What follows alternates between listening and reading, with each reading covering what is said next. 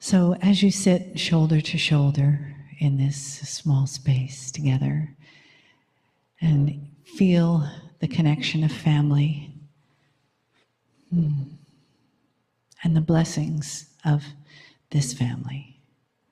So take another breath in about that with me. And isn't that nice? And what a beautiful opportunity to sit shoulder to shoulder and heart to heart, to all together have our feet planted on our beautiful Gaia in this magical place, in the crystal beds and the water of Berkeley Springs, and the heart and the soul of this land and the people here, and the energy that brought us all together today. So just let yourself feel more deeply into that, out of your head and into your body, and the energy that the facts carry, the energy that interests you is what draws you here. And if you didn't know what you were coming for today, perhaps these days following will unfold that for you as you learn more about your intuitive voice. And as you experience more synchronicities that lead you to more love and more family and more opening in the heart, in the soul, and in the hands of spirit.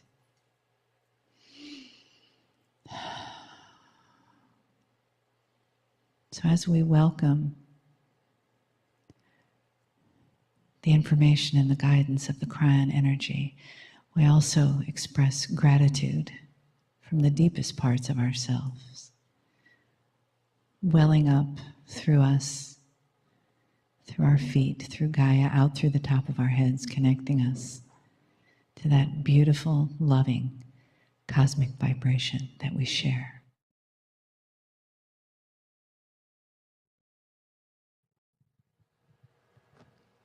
Greetings, dear ones. I'm Kryon of Magnetic Service.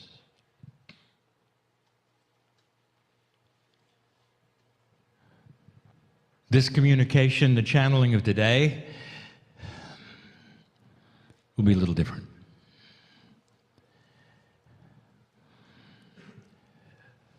The difference is that you need to hear an overview. I'm going to call it the overview of the future, and yet the very term future is elusive. It's not about the future that is immediate, it's about the future of the planet. This is the kind of channel that my partner has trouble with, because the things that are delivered outside of the purview of his three-dimensional brain. He receives these kinds of messages sometimes in duplicate and triplicate. At the same time he's talking to you, he gets other messages so he can enhance it. This is the best we can do to give a multi-dimensional message to a three-dimensional brain. And so he struggles sometimes. And if it takes place, he'll simply back up and give it again. It's the kind of message that you wish to review and listen to again. It's the kind of message that you might put in a time capsule. The kind that is a human time capsule, so that you might open it and understand it more fully when things have changed. It's not going to be a long channel, but it's going to be one filled with information of the kind that we not necessarily have given before. Pieces and parts of it have been alluded to. We want to paint a picture of a bigger picture. My partner talks about the shift, I talk about the shift. My partner is giving lectures on what is next, but his lectures are the pablum to what is next. But he gives it to a humanity that goes step by step and only begins to move into new areas of understanding as they examine the old ones and try to decipher what could be different. And it's slow. But that's where it begins. And if I could, I would preface all of this by telling you that what is going on earth at this moment, we have seen before. Dear ones, if you could compare the galaxy and all of the planets that have gone through this before as a school, this would be the graduation of the first step. And as we have looked at what has taken place in this galaxy with others before you, we know what's coming. Because the steps that are next for you are the same steps that were taken before. What you describe as human consciousness isn't. It's consciousness. It only belongs to the human because you're human. It's the same kind of thing, energy. The attributes and the confluences of the energies are almost identical to the consciousness that the other planets have gone through. And the reason is because life is similar. Some almost identical from planet to planet to planet, because the galaxy is made up of fractals. From the smallest to the largest, you're going to see repetitive parts of the same thing. It's a beautiful system. And what it means is it gives rise on other planets. One, perhaps right now, that's just getting life, the building blocks of DNA, getting ready to be seeded by you in the future. DNA. Same kind as you have, the same amino acid structures as you have, is common to all. So we've seen this before. You're a young civilization, dear one, so young it's hard to even give you a perspective of how young. Your civilization hasn't even been around the galaxy one time yet. Hardly. The almost 200 million years that it takes to go around one time, one rev. There are societies and civilizations that have been around 3 revs. The Pleiadians, half a rev. To tell you how old some life is in this galaxy, way before you. Some of them visit you. None of them are able to influence you to the degree that you can influence yourselves. Galaxy teems with life, and you're well hidden, by the way.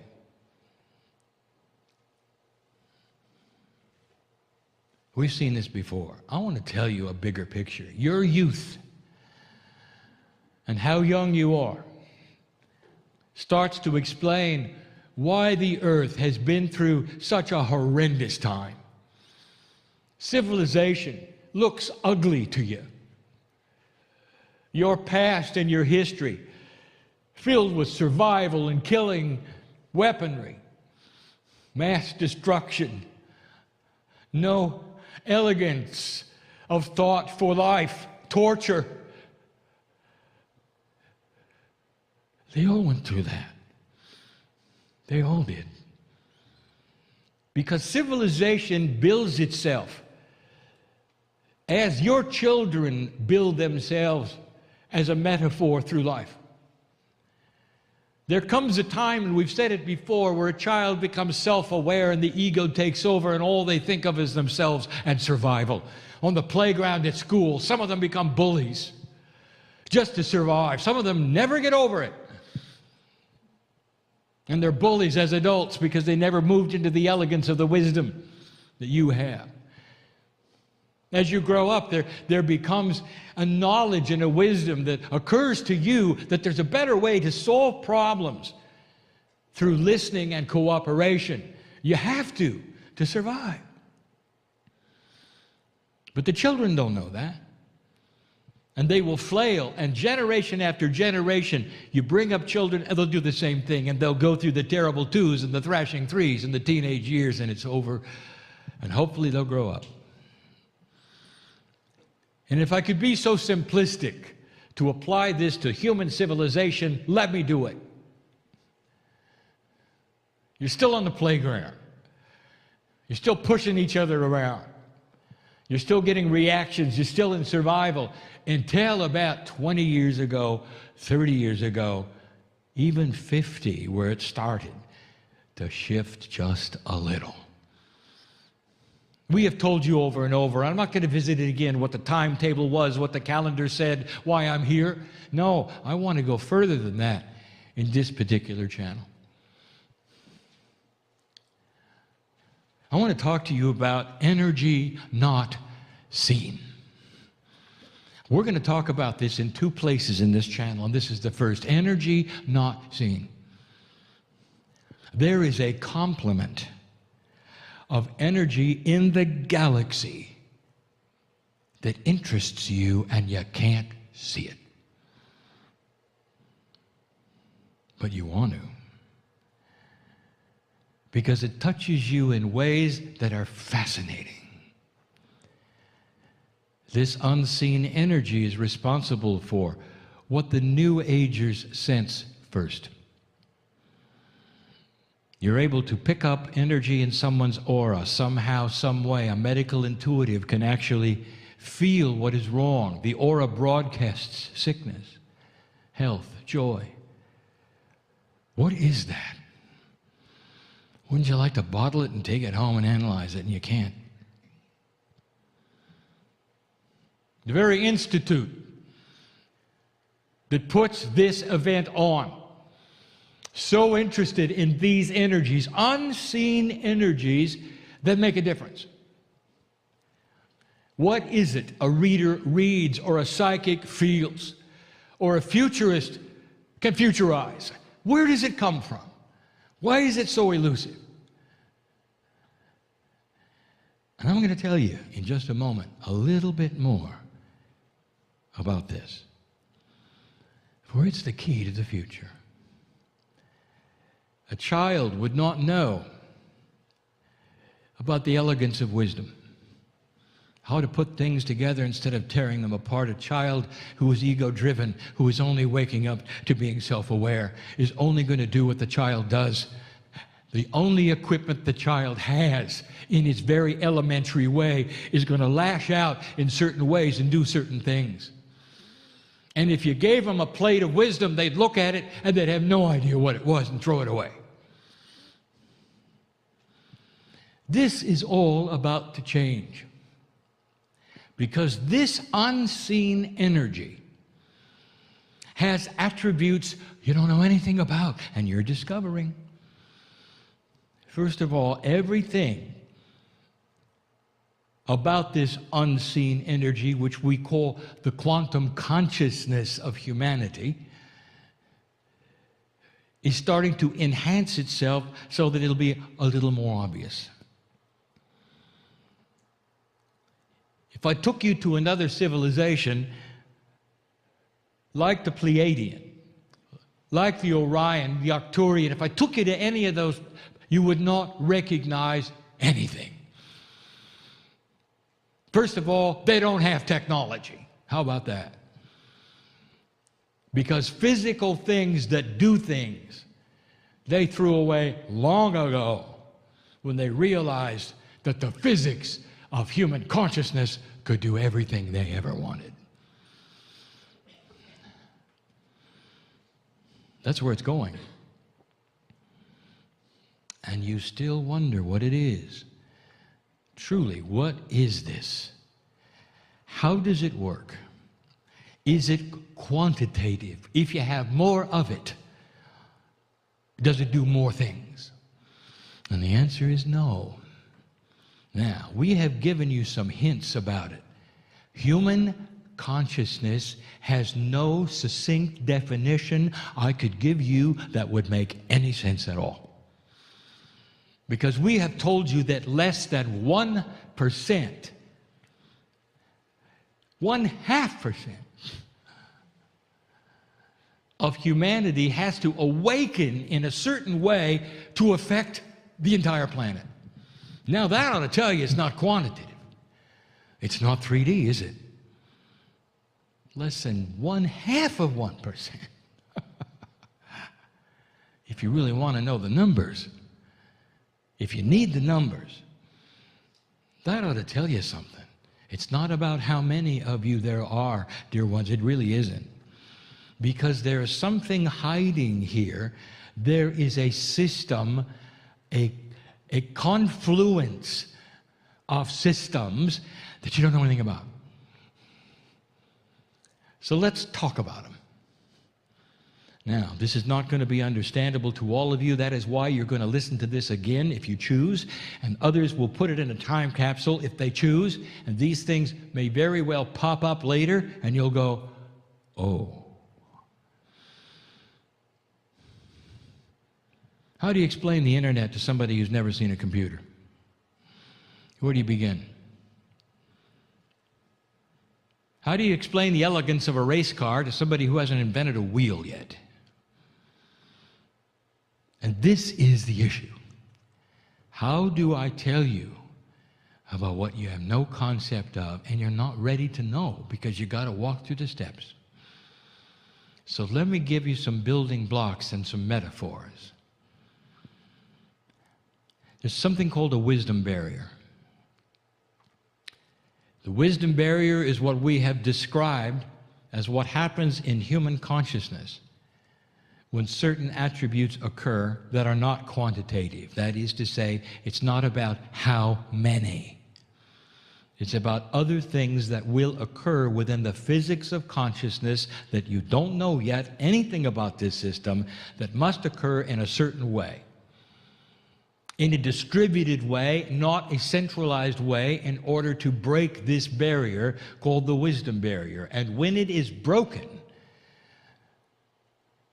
what it tells us is that humanity has passed a point where it is in survival mode and goes to a mode that starts to build the wisdom of getting along. The wisdom that enhances the brains of all humanity to a point where they can agree on something that they never even knew before without actually having it taught. Did you hear that? Now, you didn't expect that. It surrounds the human being in such a way and the civilization in such a way that when you're born, it becomes second nature. The wisdom of getting along. It's called the wisdom barrier. And let me tell you what's happening. You're there. And it's not going to give you fireworks or sparks in the sky. There's not going to be a celebration. There's not going to be balloons. Except on my side of the veil. And there's all of those. Because you're there.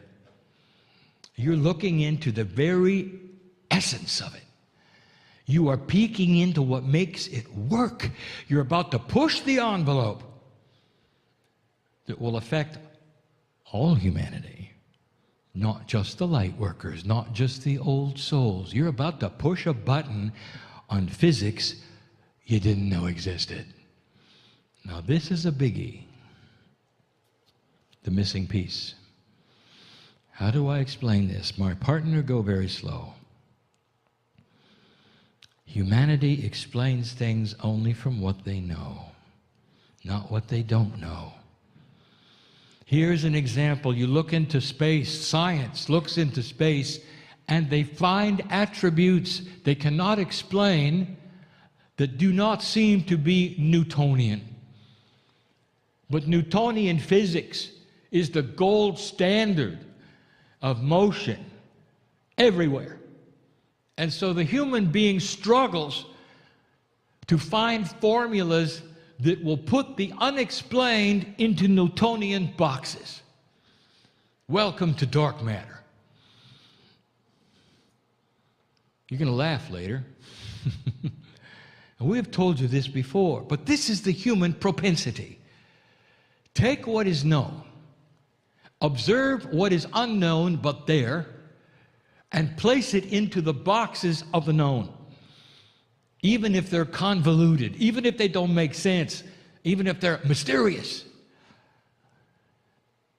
Instead of looking and saying, maybe, just maybe, there are missing laws of physics we don't know about that would explain this and that and this and that. Well, let me tell you one of the biggest places that you're missing. The place of the physics of consciousness. Listen to me. How do you define consciousness? Well, it's developed through a very special thought of humans and this and that. No, it isn't.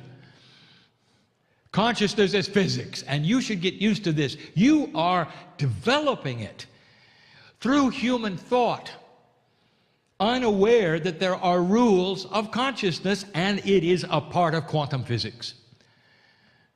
There are rules, there are postulates, there are beautiful attributes of the physics of consciousness that are going to start to explain what's going to happen in the future, but you don't see it that way. The missing piece is the knowledge that you can track this, that you can plot it, you can create it, even outside of humanity. Did you know that? It's beautiful, because when I start to tell you some of the attributes of the physics of consciousness, you're going to go, oh. What are the attributes of physics? What do you know? The answer is actually very little, but what you do know, you experiment with, you create things. The very technology that you have that is so beautiful on this planet is brought to you by the knowledge of the physics that you know. And there's cause and reaction. You build this and this happens. You put together certain kinds of things, and through all of the principles and the rules that you understand and the 4 basic laws that you have out of 6, you know what they are and you're using them. Beautiful. Now, what if I told you that that same scenario exists in consciousness? There are laws of consciousness that are just like the laws of physics, in that there's causal, there's effect. But in a quantum world, they're not linear. And so they create certain kinds of things. The physics of consciousness, being quantum and not linear, creates attributes that are going to create the future of this planet. And now, my partner, it gets hard. Because I'm showing my partner things right now, and he can't verbalize this. So I'm going to say, do your best. He sees the emotion of it. And he goes, oh, if you knew the physics of consciousness, you can build a better world. Mm-hmm. It has attributes. First of all, it does not travel from place to place. It does not travel in a straight direction. It does not travel. Consciousness is not in one place going to another. Consciousness does not expand. It does not get bigger or smaller. Consciousness is. Consciousness of physics, just like attributes of physics, sit there ready to be enhanced or not based upon other laws around it. And when they're applied, then they all change. Consciousness. Let me tell you about a couple of them. One is called the benevolence factor. Did you know that as the physics of consciousness is explored and the wisdom factor is applied and the barrier is passed, what happens next is an exponential understanding and application of the rules of consciousness that create a factor which generates benevolent action. Oh, that's convoluted, my partner. Can you say that better?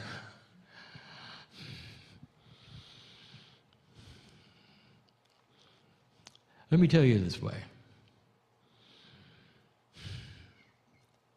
Right now on this planet, there's a struggle between forces. Because of the consciousness that you have developed here and the rules that you have put in place through the physics of consciousness, there's an allowance right now of many things on this planet that we've never talked about. Is there evil on the planet? Yep. Are there entities dedicated to come in and mess with you? Yes. Is that shocking? And why is that? And why would that be? Because this test allows it. Because what you have created in the physics of consciousness and the rules that have applied and how you're using it allow it. But the next step past the wisdom barrier enhances those very patterns of consciousness that you're going to discover as part of physics that close the door. Did you get that? When the rules of physics are applied in certain situations, you can control what happens. It's the same in consciousness. When you reach a point of understanding the physics of consciousness, how it works, the mechanics of it, the distribution of it. Listen, I'm giving my partner something and he's going to say it, and it's not going to make sense to anything. The spiral delivery of it. Now that's going to make sense to somebody. You shut the door. And the things that have visited this planet can't anymore. And those places of darkness that would want to come in and play with your consciousness because it's at the teenage level of physics can't get in. That's the best explanation we have for what is going to happen in the future. And the Pleiadians are jumping up and down because they know what happened. It's almost an exponential evolution if you want it to be. One thing leads to another. It builds on itself. You don't have to start all over every single time you're born, like my partner described today. You come in with the factors that you learned before and build upon them. If I could use a term, born wise, I would. And it's going to change everything. And then when the physics is revealed, you'll understand why there are machines that can work with consciousness. But you're not going to need them. Not long. How many generations are required, Kryon? I'm not going to tell you. I'm not going to tell you. The reason is I don't want to give you a setup that'll spoil the party. Because every single planet has had its own time cycle of the delivery of this through their own free choice. How does it work? How fast does it work? When will it start? It's already started. You are at the wisdom barrier. Once you are at the wisdom barrier, I would like to tell you that the track record of all the planets who have reached the wisdom barrier are the same. They all move forward, every single one. You threw a switch, and no amount of dark energy can stop it. Oh, it'll try. I've told you that before. Humans invested in old ways, like the kids on the playground who don't want to grow up. They'll flail. They'll bully until their last breath. But they will awaken in a world, and they haven't got a chance to do it again. And this is what we're talking about. the benevolent factor, the wisdom barrier, these things start to work in the laws of the consciousness of physics in ways that you will indeed figure out, creating increased DNA percentage activation, creating a generation after generation, eventually, I won't tell you how long, of a human being who can create things out of nothing, who have control over physics, which is a lower kind of physics. The highest kind of physics is consciousness. And consciousness physics can control 3D physics any day. I'll wrap this up by telling you all of you are going to be there to see it. All of you. Every single one. Because that is the plan, old soul. You come back and you enter a world that you always wished you could have. Peace on earth? Oh, that's easy. That's the beginning. That's planting the seeds. That's a given. Look at your news. It's not gonna look like it, is it? That's just today. Peace on earth. That's not the goal. Hardly. That's just a given. When you grow up and you're an adult, you stop throwing stones at each other on the playground. You stop. You have a more elegant idea. That's peace on earth. That's the beginning, the very beginning. And then it gets good. This is what we see. I've never said these things in this way. I wanted you to hear the full story. What would happen to a civilization that could create anything it wanted physically, was never hungry,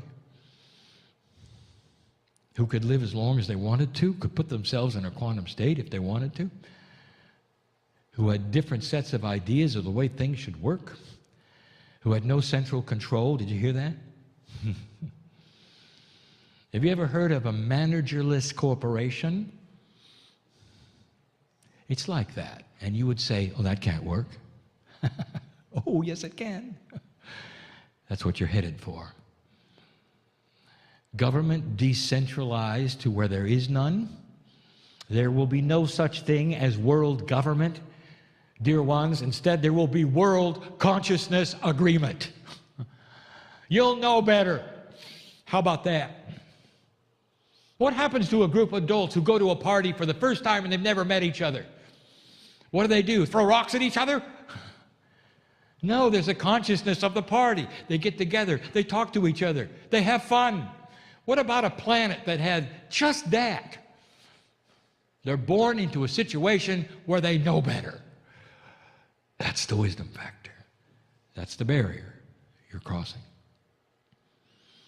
It allows you to throw away any other system you ever thought you needed, especially the ones that organize you into groups to do things.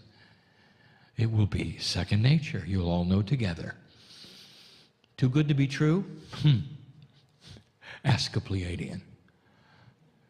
Ask those from Orion. Ask those from Arcturus. Ask any planet of free choice, because they're all looking at you right now. This room is filled with them.